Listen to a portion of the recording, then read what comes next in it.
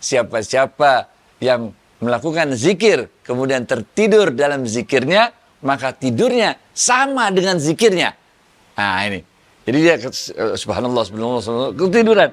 Nah, masih dihitung terus kebaca subhanallah, subhanallah sampai nanti dia bangun gitu.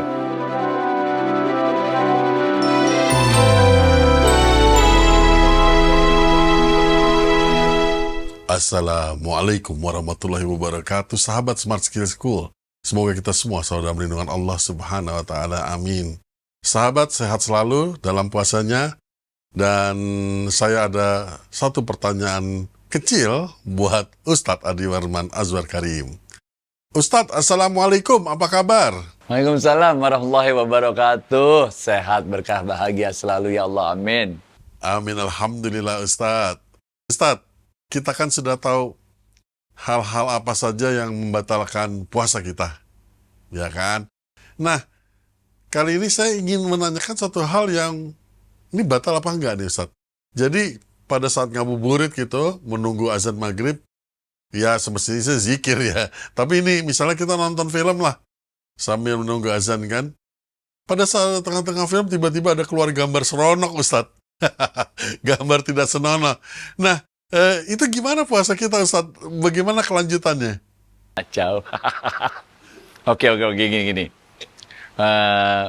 Kalau yang batalin puasa, sebenarnya cuma gampang banget sih. Nggak makan, nggak minum, nggak hubungan suami istri, gitu aja dah. Udah, simpel banget. Kalau cuma nggak batalin puasa doang. Tapi Rasulullah SAW mengatakan, kamin sha'imin. Berapa banyak orang yang berpuasa nggak dapat apa-apa kecuali lapar dan dahaga. Illa ju'i wal atos. Ini bahayanya di sini nih. Kita emang nggak batal puasanya, tapi kita nggak dapat apa-apa kecuali lapar dan dahaga. Kewajiban puasanya mah gugur, tapi nggak dapat apa-apa kecuali lapar dan dahaga. Oke? Kok bisa begitu? Ah ini, Rasulullah SAW mengingatkan. Selain kita jaga jangan sampai puasanya batal, jangan makan, jangan minum, jangan hubungan suami istri, Rasulullah SAW juga mengingatkan, kita harus jaga diri kita supaya tidak melakukan hal-hal yang merusak pahala puasa. Ah ini. Puasanya nggak batal, tapi pahala puasanya rusak. Ini Rasulullah SAW bersabda, riwayat Imam Dailami. Rasulullah SAW mengatakan ada 5 hal yang dapat merusak pahala puasa. Yang pertama kata Rasulullah SAW, berbohong. Jangan berbohong. Kita puasa, tapi kita berbohong, sama aja bohong. Benar nggak? Merusak pahala puasa kita. Enggak batal, bohong nggak batal, puasanya nggak batal. Tapi pahala puasa kita rusak. Yang kedua kata Rasulullah SAW, bergunjing. Kalau kita bergunjing, ghibah, apalagi fitnah, segala macam, ini nggak membatalkan puasa, tapi pahala puasa kita rusak. Yang ketiga kata Rasulullah SAW, mengadu domba. Kita puasa, tapi kita ngadu domba. Gimana tuh? Kita panasin sebelah sini, panasin sebelah situ. Nah, bener gak? Nah, ini juga nggak boleh. Bukan berarti puasanya batal, tapi pahala puasanya rusak. Yang keempat, memberi sumpah palsu. Ini juga merusak pahala puasa. Masa puasa memberi sumpah palsu? Dan yang kelima, ini yang pertanyaan lo tadi nih.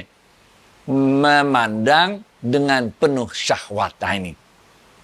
Kita puasa, tapi kita nonton film yang bisa menimbulkan syahwat. Jangan.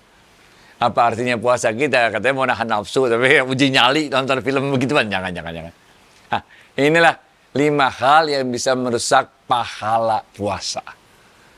Selain itu, nah kan itu baru kita babnya jangan sampai batal puasa.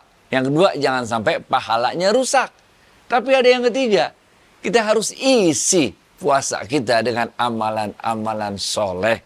Nah, ketika masuk kepada yang ketiga ini, mengisi dengan amalan-amalan soleh. Nah, ini riwayat Imam Muslim, Imam Baihaqi, Imam Nasai, Tirmizi, semua ketemulah hadis ini.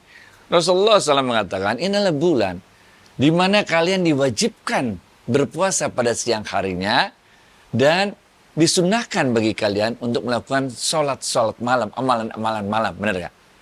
Nah, pengertiannya di sini adalah kita mengisi puasa ini dengan amal-amalan soleh, bukan saja yang sifatnya pribadi-pribadi kita, yaitu kita sholat, kita baca Quran, itu mah iya itu untuk kesolehan pribadi kita. Sholat, banyakin baca Quran, banyakin salawat, banyakin itu ya itu ya. Tapi lebih dari itu, nah ini kita juga harus mengisi puasa kita ini dengan melakukan amalan-amalan sosial. Karena Rasulullah SAW mengatakan dalam hadis yang panjang tadi ya, Rasulullah SAW mengatakan, ini adalah bulan, siapa-siapa yang memberikan makan bagi orang yang untuk berbuka puasa, maka dia mendapat pahala seperti pahalanya orang yang berpuasa itu tanpa mengurangi pahala orang yang berpuasa tersebut ini. Jadi kita sangat dianjurkan untuk berbuat amal soleh yang memberikan kemanfaatan kepada orang-orang di sekitar kita. Ketika itu sahabat bertanya kepada Rasulullah, ya Rasulullah, itu kan kalau orang kaya bisa ngasih makan orang untuk buka puasa. Bagaimana dengan kami yang miskin ini? Maka Rasulullah SAW mengatakan, termasuk kalau kalian memberikan seteguk air untuk berbuka puasa atau sepotong korma. Nah ini.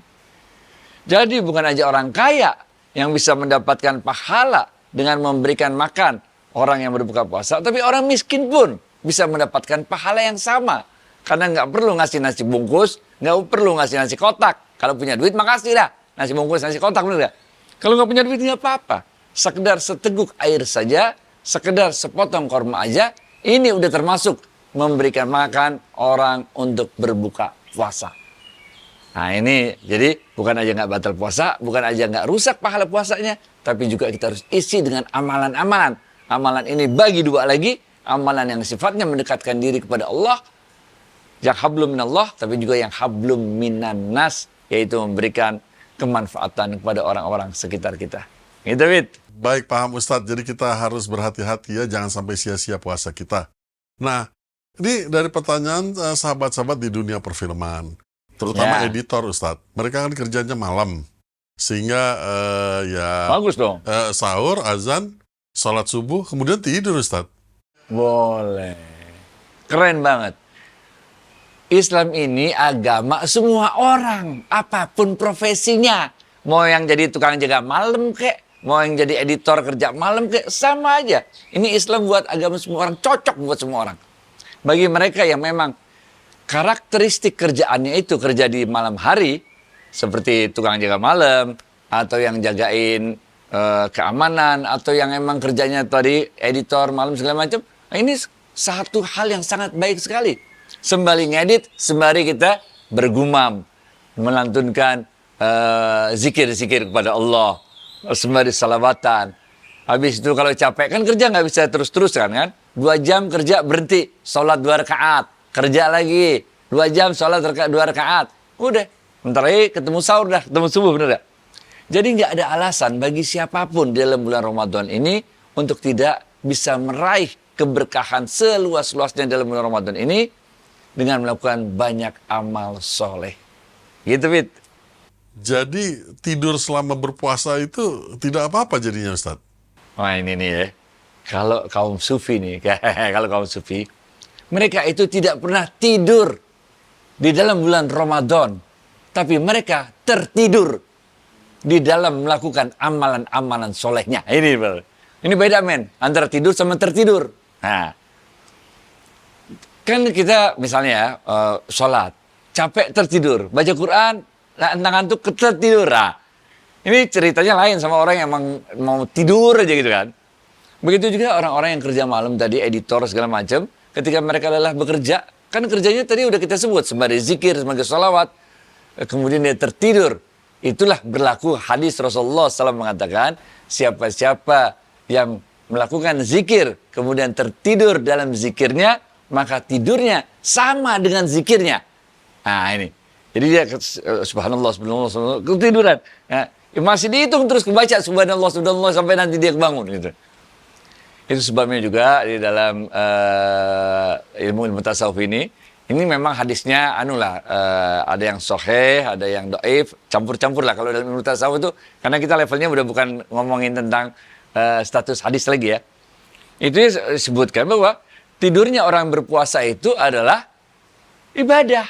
Nah, Nah, kemudian timbul pertanyaan banyak, bagaimana nih kok bisa tidurnya orang berpuasa ibadah? Ini ada dua pengertiannya. Pertama, apabila dia seorang raja yang zolim, maka tentu tidurnya adalah ibadah. Karena ketika tidur dia nggak bisa melakukan kezoliman. Nah itu kan. Tapi ada yang kedua ini pengertiannya. Dia adalah seorang ahli ibadah. Seorang yang ahli tasawuf, yang selalu beribadah kepada Allah. Sehingga di dalam ketaatannya kepada Allah itu dia tertidur. Nah, ini dua-duanya masuk sebagai penjelasan dari hadis yang bunyinya tidurnya orang berpuasa itu adalah ibadah. Nah, tentu ini pengertiannya agak beda kalau emang supaya nggak ngantuk tidur, nah, itu lain lagi ceritanya. Baik, paham Ustadz. Banyak hal yang mesti kita pahami betul makna dari berpuasa ini sendiri ya Ustadz. Semoga, ya balik lagi, jangan sampai sia-sia puasa kita. Ustadz, terima kasih atas waktu dan tausiahnya. Assalamualaikum warahmatullahi wabarakatuh. Waalaikumsalam warahmatullahi wabarakatuh. Thank you.